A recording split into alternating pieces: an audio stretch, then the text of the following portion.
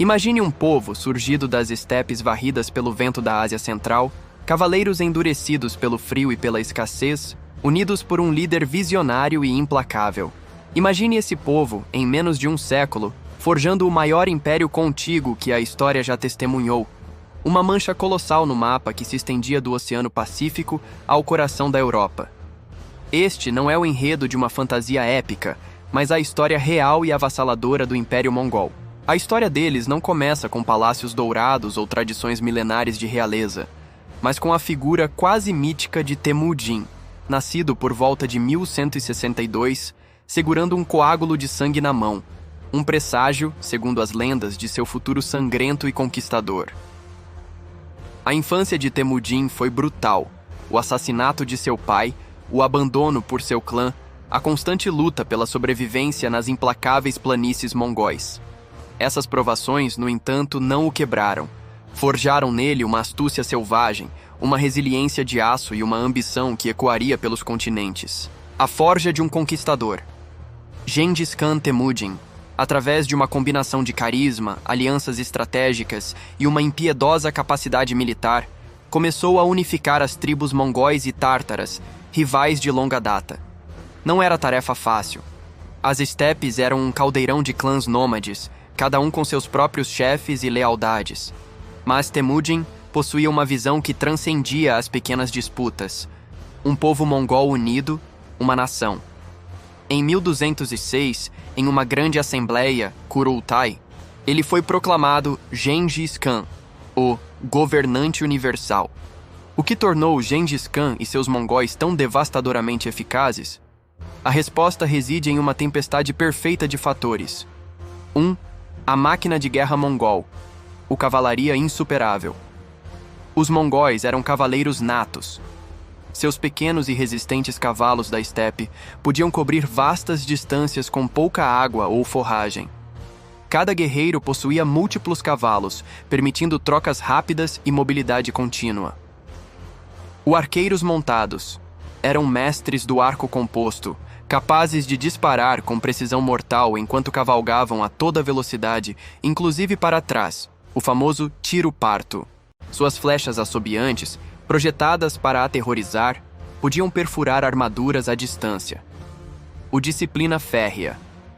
Gengis Khan reorganizou o exército em unidades decimais, de 10, 100, 1000 e 10.000, quebrando as antigas lealdades tribais e fomentando a lealdade ao Khan e à unidade. A punição por covardia ou desobediência era severa, muitas vezes a morte. Táticas inovadoras. Utilizavam fintas de retirada para atrair inimigos para emboscadas, cercos elaborados, aprendendo com engenheiros chineses e persas capturados, e uma rede de espionagem e reconhecimento eficiente. Guerra psicológica. Os mongóis cultivavam uma reputação de terror. Massacres deliberados de populações que resistiam serviam como um aviso brutal para outras cidades. A escolha era simples: submissão ou aniquilação. Muitas cidades se rendiam sem luta, apenas ao ouvir sobre a aproximação da horda. 2.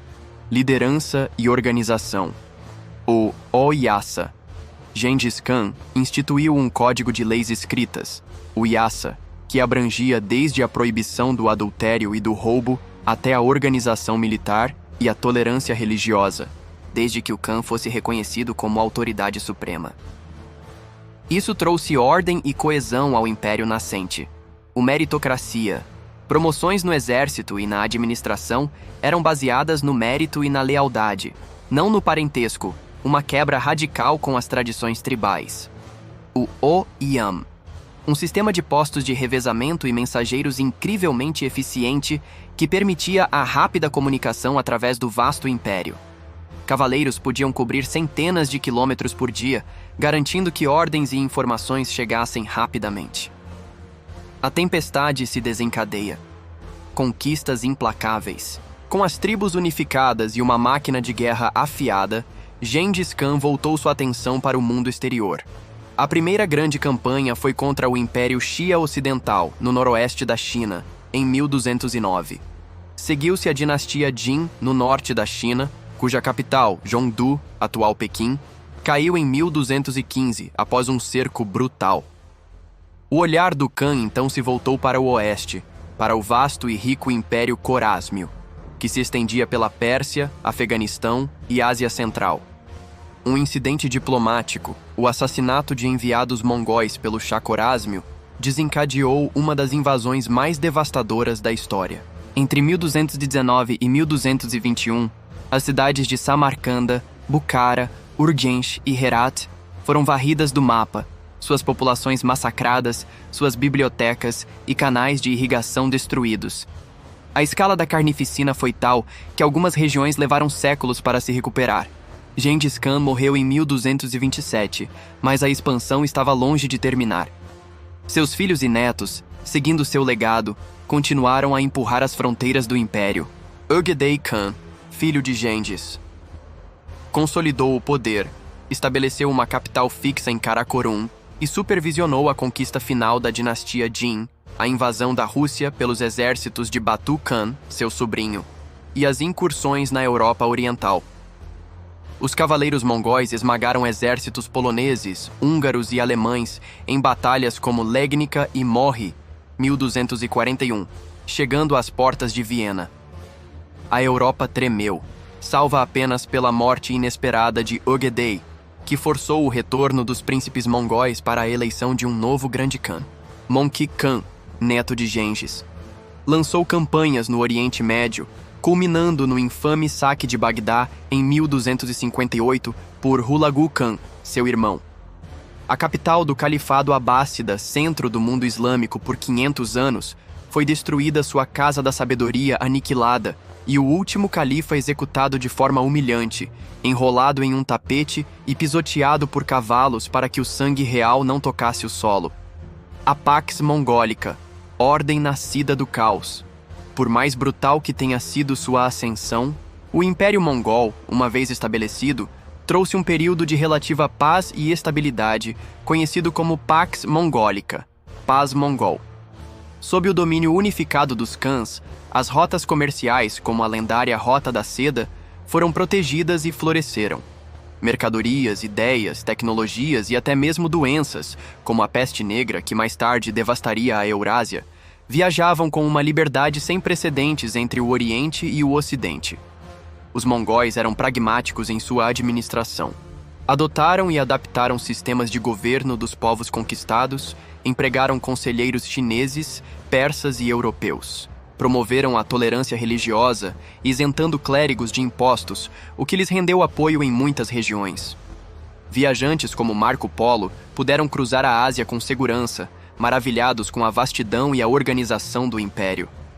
O sistema Yam de correios foi expandido, facilitando o comércio e a administração. Pesos, medidas e até mesmo uma forma de papel-moeda foram padronizados em algumas regiões. A fragmentação e o crepúsculo dourado. Um império tão vasto, no entanto, era inerentemente difícil de governar como uma entidade única. Após a morte de Möngke Khan em 1259, disputas sucessórias levaram à fragmentação gradual do Império Mongol em 4 grandes kanatos. 1. A dinastia Yuan, China e Mongólia, fundada por Kublai Khan, outro neto de Gengis, que transferiu a capital para Khanbaliq, atual Pequim, e se tornou o primeiro imperador não Han da China. Foi durante seu reinado que Marco Polo visitou a China. A dinastia Yuan, apesar de sua opulência e poder, acabou sendo derrubada por uma rebelião nativa chinesa, a Revolta dos Turbantes Vermelhos, em 1368, que deu origem à dinastia Ming. 2. O Ilkhanato, Pérsia e Oriente Médio, fundado por Hulagu Khan. Seus governantes gradualmente se converteram ao Islã e se assimilaram à cultura persa, patrocinando artes e ciências. Desintegrou-se no século XIV. 3. O Khanato Chagatai, Ásia Central. Manteve por mais tempo as tradições nômades mongóis, mas também acabou se fragmentando e sendo absorvido por outros poderes, como o Império de Tamerlão, Timur, um conquistador de ascendência turco-mongol que alegava parentesco com Gengis Khan. 4. A Horda Dourada, Rússia e partes da Europa Oriental. Dominou os principados russos por mais de 2 séculos, exigindo tributos e influenciando profundamente o desenvolvimento da Rússia. Seu poder declinou gradualmente até ser finalmente derrubado pelos príncipes de Moscou no século XV. O legado de duas faces. O Império Mongol deixou um legado complexo e contraditório. Por um lado, a brutalidade de suas conquistas é inegável. Cidades inteiras dizimadas, populações massacradas, culturas aniquiladas. Estima-se que dezenas de milhões de pessoas morreram durante as invasões mongóis, alterando a demografia de vastas regiões. Por outro lado, a Pax Mongólica facilitou um intercâmbio sem precedentes entre civilizações. Tecnologias como a pólvora, a bússola e a impressão, que já existiam na China, foram disseminadas para o Ocidente, catalisando mudanças profundas na Europa. O conhecimento geográfico se expandiu enormemente. O comércio floresceu e as sementes da renascença europeia podem, em parte, ser rastreadas a esse período de maior conectividade. Os mongóis também redesenharam o mapa político do mundo, destruíram antigos impérios e permitiram o surgimento de novos. A ascensão de Moscou como centro do poder russo, por exemplo, foi parcialmente moldada pela necessidade de resistir e, eventualmente, derrubar o jugo mongol. O eco da estepe. No seu auge, o Império Mongol controlava cerca de 24 milhões de quilômetros quadrados, quase um quarto da massa terrestre do planeta. Nunca antes nem depois, um império contíguo alcançou tal magnitude. A história dos mongóis é um testemunho da capacidade humana, tanto para a destruição selvagem, quanto para a criação de ordem em escala monumental. Das estepes varridas pelo vento, eles surgiram como um vendaval, liderados por um homem cuja ambição não conhecia limites. Eles cavalgaram, conquistaram e, por um tempo, governaram o mundo. Embora o império tenha se desfeito, o eco dos cascos de seus cavalos e o nome de Gengis Khan ainda ressoam através dos séculos, um lembrete arrepiante e fascinante do maior império que a Terra já viu. Sua história é uma lição sobre o poder, a ambição, a fragilidade das civilizações e a forma como, por vezes, a história é escrita não com tinta, mas com sangue e aço sob o vasto e implacável céu da estepe.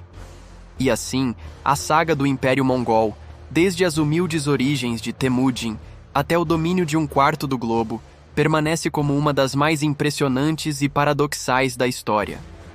Um império forjado na violência, mas que, ironicamente, pavimentou caminhos para um mundo mais conectado. Sua ascensão meteórica e sua eventual fragmentação oferecem lições atemporais sobre liderança, poder e a efêmera natureza dos impérios. A poeira levantada pelos cascos de seus incontáveis cavalos pode ter assentado há séculos, mas o impacto de sua passagem ainda reverbera em nosso mundo moderno. O legado de Gengis Khan e seus descendentes é um lembrete vívido de que a história é uma tapeçaria complexa, tecida com fios de brutalidade e brilhantismo, de destruição e de inesperada criação. Se a grandiosidade e a complexidade do Império Mongol prenderam sua atenção e o fizeram viajar pelas estepes e campos de batalha, não se esqueça de deixar o seu curtir neste vídeo. E para não perder outras narrativas épicas como esta e continuar explorando os cantos mais intrigantes da história mundial, inscreva-se no canal e ative as notificações. Sua jornada pelo passado está apenas começando. Afinal, as estepes ainda guardam muitos segredos e a história sempre tem mais a nos ensinar. Até a próxima!